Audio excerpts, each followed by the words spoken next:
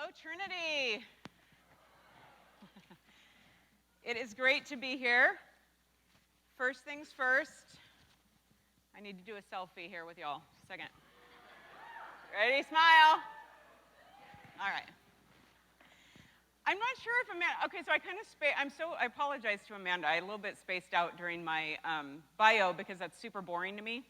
And I don't know if she mentioned the most important part of my bio, and that is that I am a TIU alum. Did everyone know that? Okay. That is the most important part, for sure. Is my mobile on? Is this on? Good. Okay, great. So I'm going to kick it off here today. I'm a little bit disappointed because I had a video clip to show you, and apparently it's not communicating with the projection system, so it's very sad. But it was of me speaking in this very spot on October 16th, 1991. As a Trinity junior. I know you all are flabbergasted because you thought I was like 28, I know. But I was actually a junior. And how that story came about is and I don't know if y'all still do this, but it was the end of the school year, my sophomore year, and they passed around the sheet, and they're like, hey, does anyone want to be involved in like student chapels next year? And you could like sing or read scripture, pray, and then they had speak in chapel. And I checked it because I'm like, I'll go to like an informational meeting about this and see what's up, you know, see if it's something I ever want to do, like maybe after I graduate.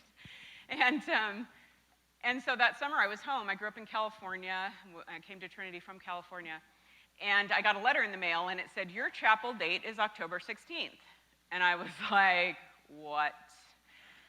Like, I don't even know if I'd spoken like in my church at home or if I'd done anything, basically. So I get on the phone, start dialing Trinity. I'm like, there's been a mistake, you know. And it was just like God said, you know what, just put the phone down and just do this thing and see what God has you say. And so I did, which was probably a foolish move. I mean, who knows? But I just figured, okay, well, I'll come up with something. I have a few months.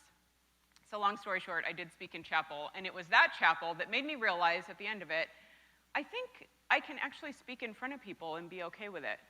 And, but I never thought I would, you know. I'm like, okay, well, so been there, done that, bucket list, whatever. And then here I am, let's be honest, more than 20 years later. Very sad, I'm gonna get counseling about that. I was in Kristen Lindholm's class just before this, and I'm like, I have this feeling that I graduated like 10 years ago, okay? I would like you all to just choose to believe that with me, okay? So, because I work with young adults for a living, and I have a blast doing it, and so I feel younger than I am, whatever. All right, so all that to say, the video clip would have supremely blessed you, because I had a full-on spiral perm. I was wearing this, like, houndstooth jacket that I thought I was all awesome, and a clip up in my hair, and anyway, that was 1991. Apparently, the technology doesn't translate. Whatever, so it's all good. But what's interesting is during that time, even though I went ahead and spoke in chapel, and I actually spoke, I think, 2 more times after that my senior year, it's not like doing that set me on some kind of course for awesomeness, okay? It wasn't like, whoa, Lisa spoke in the Trinity Chapel, so now we're probably going to need her to speak, you know, on Capitol Hill, or we're going to need her to be XYZ, this place, that place. It wasn't like I just had this immediate course set out before me. What I had, here's my reality. I had so much fun at Trinity and just was involved in so many things that by the grace of God, I did get my homework done and do finals and pass and did well, so that was fine. But I graduated, and I remember holding my piece of paper and saying, oops, I didn't really think about like where I go from here. And so I was like, I guess I need to start applying for jobs, I guess. I mean, I guess that's what people do when they graduate. And so I was like, okay, I need to start doing that. So thus began a very tumultuous, to say the least, 10 years of my life, where I like to say as I moved through my 20s, I did a lot of like super awesome things, and I did some super lame things. So, you know, if you read my bio, it cuts out all the lame. I didn't have room to put in there like, you know, she temped and like handed out pizza samples, and she counted lasagna noodles, and there was just a lot of that in there too. But I didn't, or I should say Focus, our people at Focus chose not to leave that in to my bio. And so it was a little bit of a rocky path, I will say. In fact, I remember when I graduated, because I graduated English Lit and English Comm, and then a music minor. Woo, go to choir and band and orchestra. And my folks, no joke, I went home and my folks gave me, as part of my graduation gift, a t-shirt that read, "I have a liberal arts degree, do you want fries with that?" So they were pumping me up. So don't let it discourage y'all, those of you who are liberal arts majors. By the grace of God, you can eventually do something with your life. You know, some may break through and be able to do that. But anyway, so I moved through my 20s, and I was kind of all over the map, and I was trying to find different opportunities. And one of these days, I will come back. Oh my goodness, I was told I would see a clock here. I do not see that. Am I supposed to be looking at a clock? That looks like someone's going to shoot me. Okay, I think I'm going to need to pull up the iPhone, because when I get going, it's like a good 2 to 3 hours, people. I'm not even kidding. So, okay, we're gonna keep it on the phone here. So anyway, so started moving through my 20s, and one of these days I'm going to come back and talk to you, like do a straight up somehow like dating and relationships message, because that's a lot of what I do in my role at Focus on the Family. And the little piece of that story is that I just assumed, first of all, I didn't meet anyone at Trinity, and I dropped a significant amount of cash in order to do so here, and so there's a little bit of bitterness about that. But it is what it is. And what did happen, even though that didn't happen, and I'll talk about that in a little bit, is that after I finally got my footing in my 20s and basically just like got so career oriented that I was moving all over the country to take like any opportunity. So I was in Colorado, then I was out in Minneapolis in a pharmaceutical company, then I went out to Washington, D.C. and worked on the Hill and in the Washington Times. And then I was back in Colorado. I was in California for a bit. I took a lot of freelance stuff. So by my late 20s, my career actually started taking off. But at the same time, in fact, when I was 28, I went back to Focus on the Family, and I made the turn from journalism into PR, public relations, media relations. And I had done some of that in Washington, D.C. as well, a little bit. And so but the sad thing was, here I was, I got my job, and within like 6 months, I was leading a team of which I was the youngest person. So it's kind of awkward, you know, because I had like people reporting to me who were like in their 30s. I had people, my assistant was like in her 50s, and so that was kind of interesting. But at the same time, great, because I saw how God was using my love of PR and media relations to really accomplish something that I wanted to be part of, and so that was cool. But during that time frame, a couple years later, I turned 30, and I was still single. And I remember my 30th birthday, and for those, Amanda referenced my book that comes out this summer. I tell this story because it was key. I, no joke, woke up on my 30th birthday and was like, whoa, I'm still single. And not that I didn't know that I was single, because, hello, I was. But it was like this weird like recognition to me of, this is not the story that I scripted for myself. Because I seriously was still in contact with many of my compatriots from Trinity, who now were married and like homeschooling 3 to 13 children. And that was just not, it was not my story. And I was like, somehow I missed the boat, because I thought I wanted all of these things, and I didn't get them, and so where am I and how's this going? And shortly after, actually a few months after my 30th birthday, my dad died of lymphoma, and so that was a real rocking part of my story. And so it really just made me step around and look and say, wow, okay, I even asked myself the question, where did I go wrong? And I was like, somehow I missed the boat. Somehow I must have been doing too much of something and not enough of another thing, and what does this look like? And we read from Ruth this morning, and I want to reference Ruth in this story, and I had her read the entire 18 verses because I think that taking it in its entirety is helpful. But Ruth is one of those stories that has brought some comfort to me, mostly in just in recent years, because one thing I hate is, like, Ruth is this story that is always brought to, like now it's weird because I've been single this long, and what I do for Focus on the Family, working primarily with single young adults, it's like I'm this weird singles poster child, and so anything that happens with like singleness is like, Lisa needs to know about this. You know, it's like, okay, well, I am single, so I do know about it, okay? But it's always like, oh, ask Lisa about that. So Ruth is always held up as this story that's like this great romance, this love story. And I'm going to be honest with you, I am just not buying that, okay? I do not want to see a movie on the life of Ruth, okay? I'm just like, by all accounts, Boaz was like significantly older.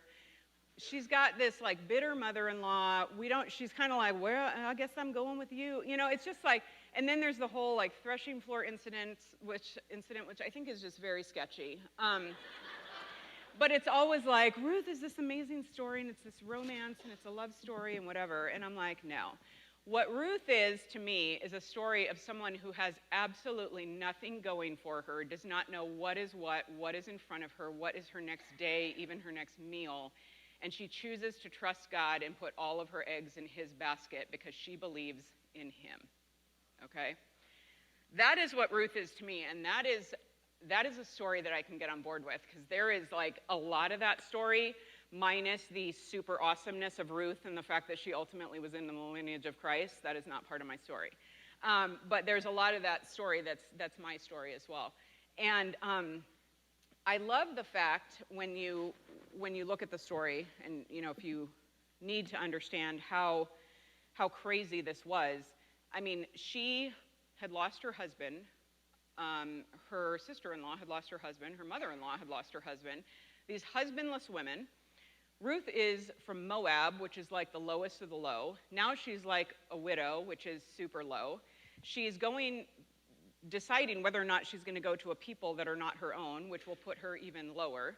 And she's with this mother-in-law who's not providing a lot of encouragement to her. I mean, her mother-in-law, Naomi, is just all about like, woe is me, and I'm sorry that I got this bad story, and I don't really want to put it on you, but can you listen to me while I whine for at least a little bit? And so it's really just a huge downer.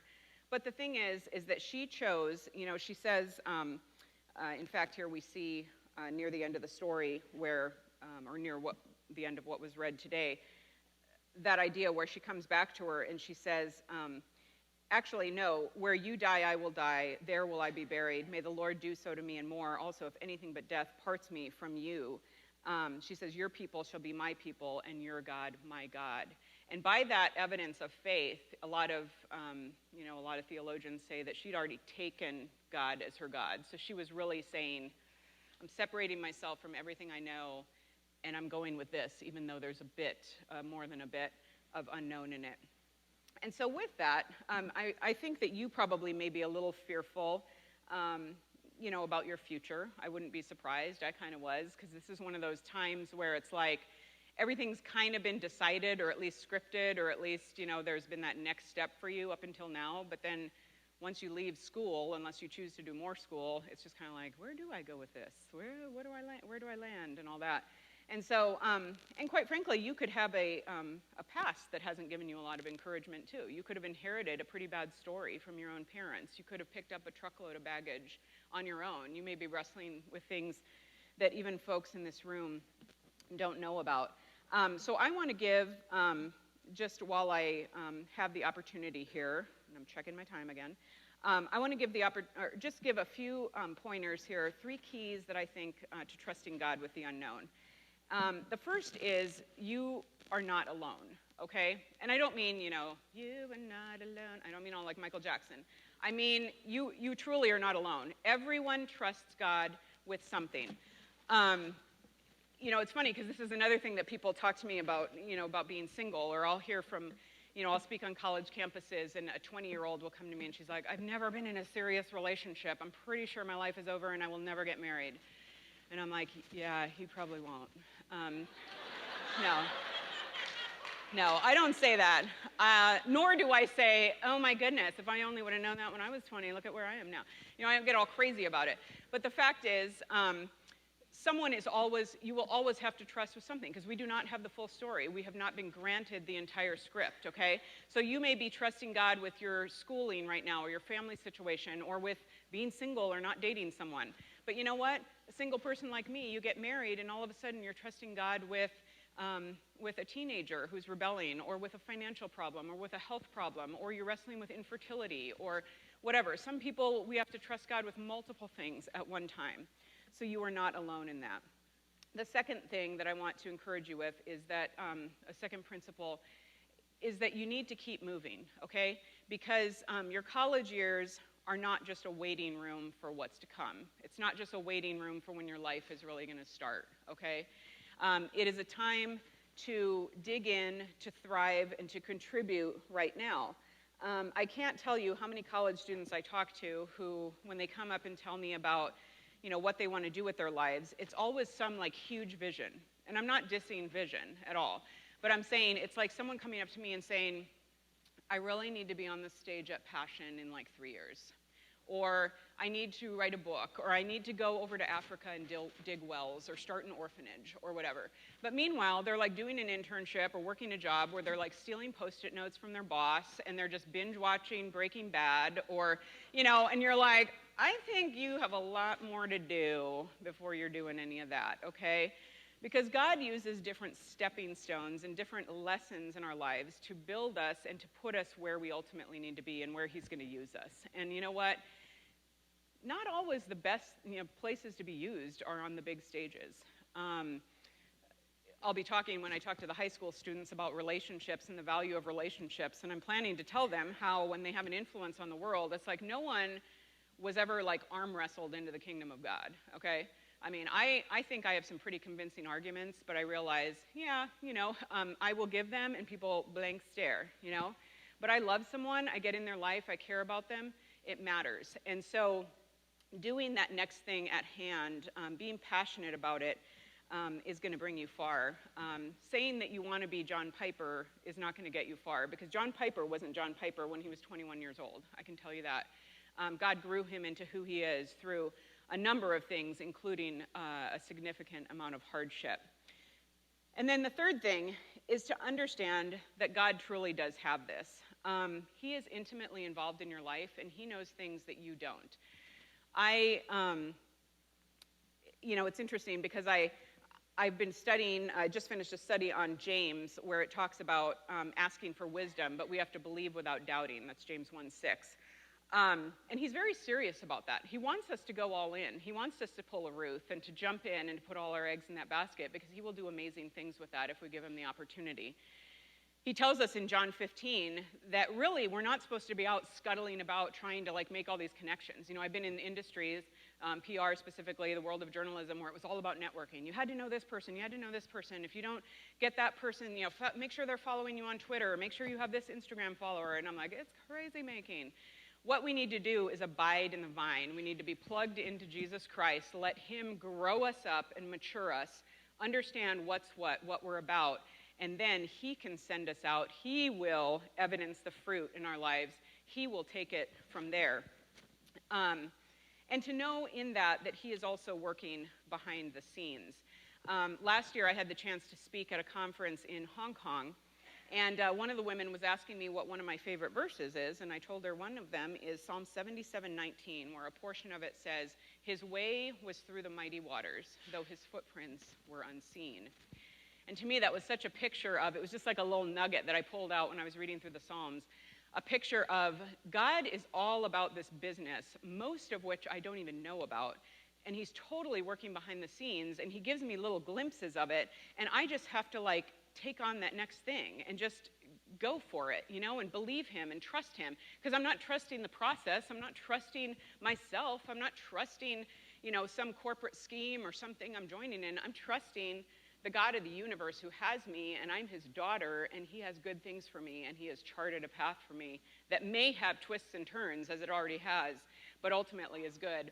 And this woman who asked me that, her husband owns one of the largest factories in China, in Hong Kong, that makes, ladies, Prada purses and Coach purses, and has all the leather for that and puts them together, and they're all top secret. And she made a bracelet for me, this cuff bracelet, that has that verse inscribed on the inside of it. And so I wear this as a reminder of that, and just of her her goodness to me and just who she is, but also God's goodness in light of that, that God really has my back. And so as I close, I just want to say a couple things. First, you know, I can look at different things and where things have gone and say, you know, here I was single at 30, I'm still single today, I haven't gotten my marriage story. I wrote a blog post for Boundless a while back called Thanks for Nothing, and I actually, in it, reflected on all the things that I've been denied in my life, all the things that God has said no to, and how ultimately, if I flip it and look at them, those have ultimately been a blessing. Including school choices, including marriage itself, a number of relationships that had I gone through with them, I would either be divorced or in some significant counseling right now. Crazy, crazy stuff. Just other things, even my dad's death and wrestling with that and how God turned that for good. He's got it all in control. And so look at the things that God's saying no to and recognize that it could be ultimately an okay thing. So Ruth, you know, met her kinsman redeemer. She married Boaz. You know, obviously turned out to be in the lineage of Christ, which is all kinds of crazy. And I have had the opportunity, in light of that, to become part of Boundless. You know, I now get the chance to run an international ministry for young adults. I have the opportunity to be on the radio. I have the opportunity to meet young adults all the time. I have the opportunity to write. And there are lots of things that God has put in my path and turned me towards because he turned me away from other things. And I'm not saying that to say, yeah, so do these 5 steps and all of a sudden you're going to like host a ministry or whatever. I'm not saying that because literally I don't know what I will be doing 5 years from now, nor do I really know what I'll be doing 5 minutes from now, if we're being honest. I have to trust God with that. And so I love Corrie ten Boom, you know, survivor, writer of The Hiding Place, survivor of unspeakable stuff during the Holocaust where her family stood for Christ and harbored Jews. She said, never be afraid to trust an unknown future to a known God. And then Elizabeth Elliot, whom I also love because she's super straight up and tell it like it is, which I love because I'm a little bit like that. She quoted a poem that wasn't her poem, but she used it often in her writing. It was called Do the Next Thing. And I'll just read one stanza of it, and this will basically not only test your literacy, because we're jumping up like about 12 grades of like English language right here, but pick out the concept of it because I think it's awesome. She says, do it. She's talking about doing things, what's before us. Do it immediately, do it with prayer, do it reliantly, casting all care. Do it with reverence, tracing his hand, who placed it before thee with earnest command. Stayed on omnipotence, safe neath his wing, leave all resultings, just do the next thing. So my encouragement is to y'all to just do that, to be okay with what God has for you, to be okay with being faithful in that little thing, because that little thing may be something in the future, or it may just be a little thing. But the fact is that whatever little thing or big thing or medium thing or thing that you didn't expect or thing that you didn't know, whatever's put in front of you, the one thing that has stayed and sure is that the God of the universe loves you. He has a plan for you. He has a large story of which he's giving you a small part in it, which is full of all kinds of awesomeness. So trust him with that and move forward and do that next thing. Thanks, y'all, for having me here.